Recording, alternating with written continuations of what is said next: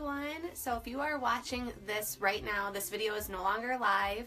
This was pre-recorded and this is for my Autism Awareness LuLaRoe Legging Drive. So I will start out with a little bit about my son Dante, and then I will talk about how the drive is going to work. So I'll give it a minute for a couple people to join. So if you're watching the replay, feel free to fast forward a little, but I'm just going to wait a little bit for some of my ladies to hop on, and then I will tell my son's story and how autism has affected our family, and then I will go over the details about the drive. Hi guys. Hi.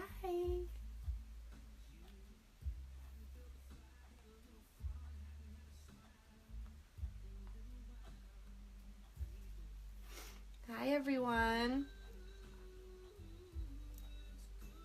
I wanted to try to flip the screen, but I don't think I can do that once I'm in here. Let me see this.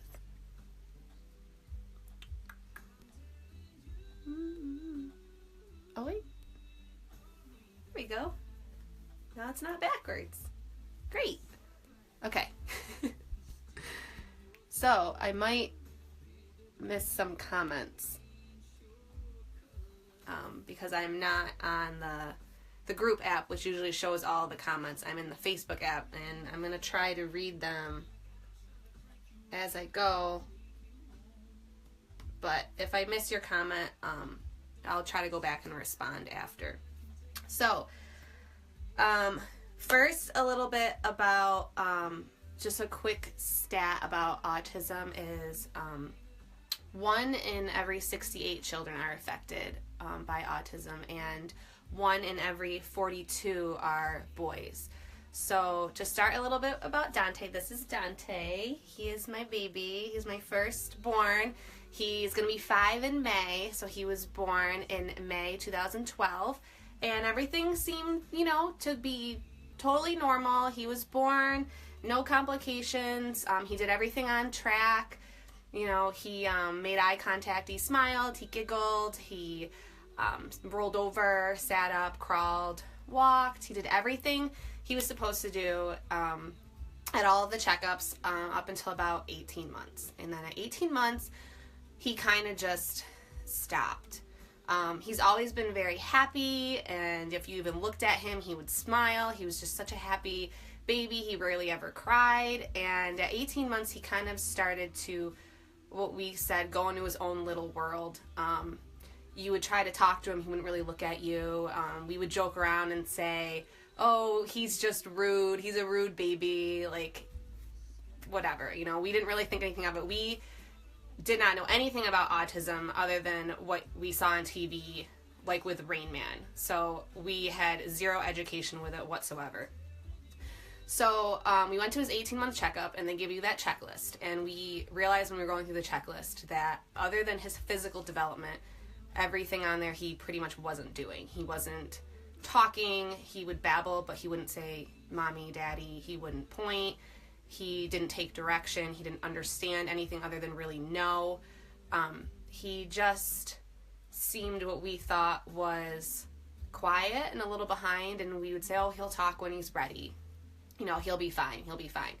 So at the 18-month checkup, the pediatrician recommended speech therapy and to put him into early intervention. And at the time, I had no idea what that was. And I basically left the appointment and ripped it up. And was like, he doesn't need this. He's fine. Like this. We had no other kids in the family. Dante was the only child in my family. I only have one brother. He didn't have any kids yet. My cousins really that I'm close with didn't have any kids yet.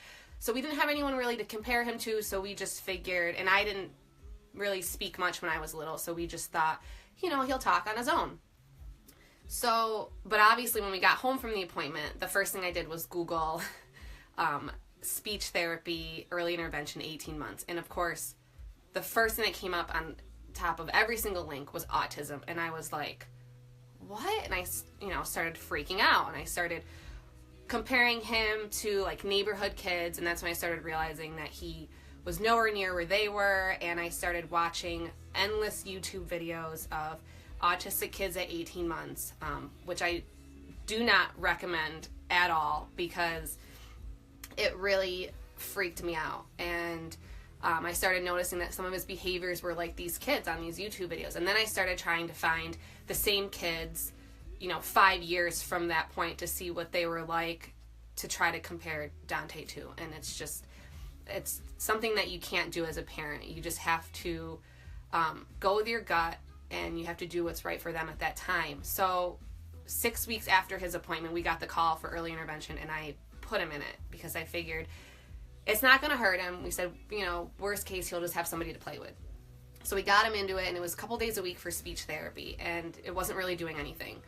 And then they started recommending more evaluations and putting him in more therapies. And then he got a teacher that would come to the house and try to teach him how to appropriately play with toys or try to play with her, and he wouldn't. So then they did an evaluation for occupational therapy and physical therapy, and it just kept going and going and going. And it kind of happened really fast, and any chance of me going back to work at that point was just shot, because everything at that point was around Dante's therapies.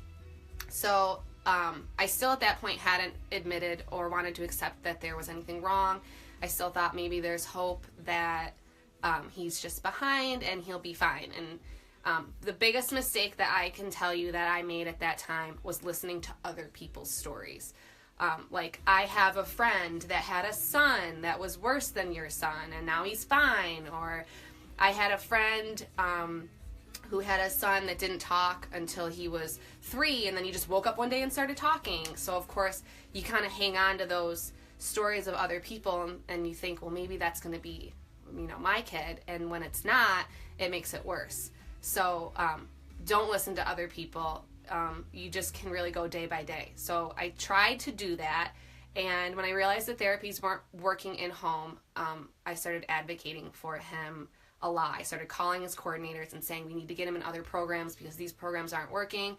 So we got him into an actual program outside of the house. It was almost like a preschool twice a week for like 2.5 hours. And at that point, I started to see a little bit of improvement where he would start to realize there were other kids. He still didn't really want to play with them, but he kind of would look at them for a little bit and then move on. Or if they were going down the slide, he would kind of go after them, which was huge, because up until that point, it was, if there were other kids in the room, it was like they didn't even exist. He still wasn't talking at all. He still wouldn't say mommy, daddy, nothing. So we kept him in his early intervention program until they transitioned out at 3. And when they transition out of early intervention at 3, you are left on your own, and you really have no guidance. You go from early intervention to just the school district, and you're kind of floating. So for a year, we transitioned him to a half day, 5 days a week in our school district, and he seemed to be doing okay. He was doing well, and then after that year had ended, he kind of just flatlined and he stopped, and we started, freaking out, like, is this it?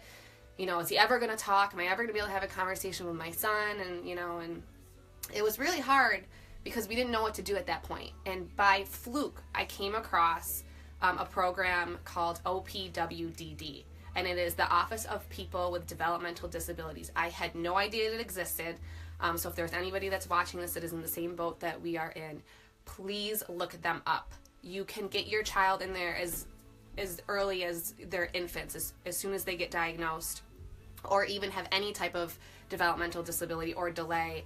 You can apply for this program, and there's so many other things you can get them in, additional therapies that I didn't know about until I stumbled across it from the YMCA when I went to sign him up for swim lessons. Somebody just happened to tell me about it. So we got him into that, and we applied for some stuff where they can give you like communication devices. You can apply for credits for like sensory items like a weighted blanket or a weighted vest, and he was using these things at school, and I didn't know about it. So it was nice to be able to have a coordinator also after they turn 3, and they follow them all the way through until adulthood. Like, it's amazing, and I really wish I knew about it earlier, but he's in that now. And we switched his school because they told me he really needed a full day, 5 days a week, and they couldn't give it to him there. So I started touring every school that I could think of that had a full day program for a child like Dante that had special needs and that needed support.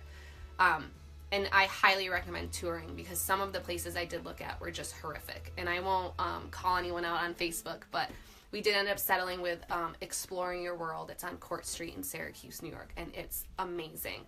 They're amazing there. The therapists are unbelievable. His teachers are unbelievable. He loves it there. And ever since he started there this past fall, it's like he's a completely different kid. So in July of last year, we got him tubes because we didn't realize that he had fluid settling in his ears for we don't even know how long, which could have been affecting which was definitely affecting his speech therapy, because everything was muffled to him. And we didn't know. So that is another thing that I would say, if you're in the same situation, talk to your pediatrician about an ENT. We went to an ENT, they put tubes in, and that night that we got home,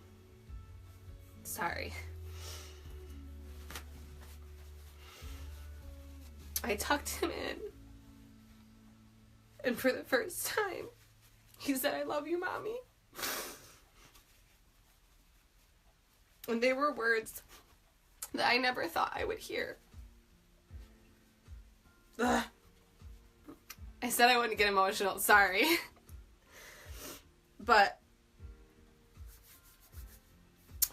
it was amazing to hear him say that. So there was hope for us, that he would talk someday and he would be able to tell us what he needed, or if he had a bad day at school or a good day at school. And it was a great feeling. And now he's doing much better. He's repeating almost everything. Every once in a while he will come out and say something that's not us telling him to repeat. He'll ask for a certain movie, and it's amazing. So around that time where he started repeating, LuLaRoe just happened to pop into my life. Like it was recommended to me by my cousin about these leggings, and the whole thing that happens with most people. You start out with black leggings and you go from there. And I started just watching some videos, and what happened was I decided to sign up originally for just extra income so I could work from home, because it was just too hard with Dante's therapies to be able to go back to work full time. So I signed up thinking I could just do this part-time from home, and I'll be able to be here to put him on the bus and when he gets home, and anything he needs, I can be here for him.